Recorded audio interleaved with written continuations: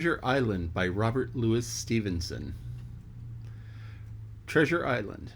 To SLO, an American gentleman in accordance with whose classic taste the following narrative has been designed. It is now, in return for numerous delightful hours and with the kindest wishes, dedicated to his affectionate friend the author. To the hesitating purchaser, if sailor tales to sailor tunes, storm and adventure, heat and cold, if schooners, islands, and maroons, and buccaneers and buried gold, and all the romance retold exactly in the ancient way, can please me as they pleased of old the wiser youngsters of today.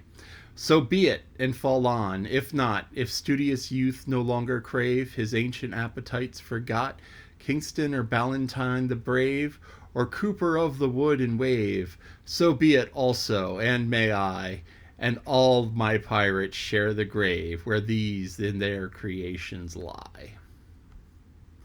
That's the end of the introduction. So I'm going to be reading Treasure Island next by Robert Louis Stevenson. This has been remade a whole bunch of times, gets made into movies regularly. The Long John Silver is the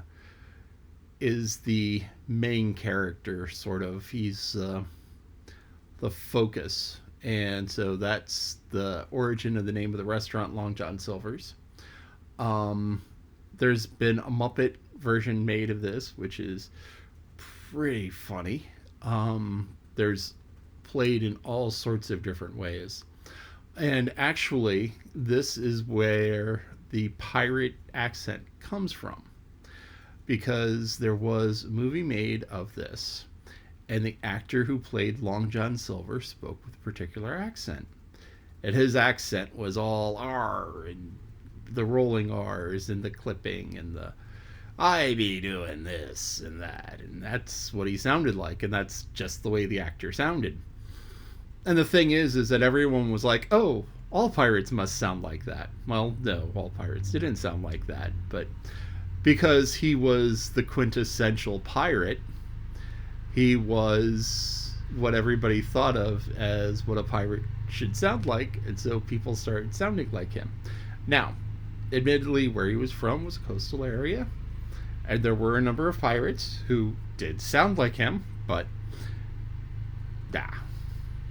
most pirates just sounded normal-ish for the time and region where they came from. And I mean, there were pirates of all different shapes, sizes, colors, men, women. That's actually something that the Pirates of the Caribbean kind of got right. That there were Chinese pirates, there were African pirates, there were Arabic pirates, there were, of course, the European pirates of English and French, and oh yes, America. America was a big pirate place. I mean, Baltimore was famous for pirates. Salem was actually more famous for pirates than burning witches back in the day. And it was all about, you know, well, we could take this stuff and we don't have to pay tax on it. Because, I mean, a lot of the pirates were actually people who were like running blockades. And so what they would do is, let's say you wanted to buy tea and you didn't want to pay the tax on the tea. So what you do is you get a ship and you sail off in the middle of the night and you come up close to the coast, because you can't go right up to the coast because big ship gets wrecked. But you get close to the coast and you load the tea on the little boats and you sail the little boats over, and you have somebody on land who meets you and takes the tea off of your hands and gives you money. So, I mean, this was just like moonshiner, bootlegger, the whole thing. Is one of the big things that pirates did. But, so this is going to be an exciting book, and we shall see how it goes.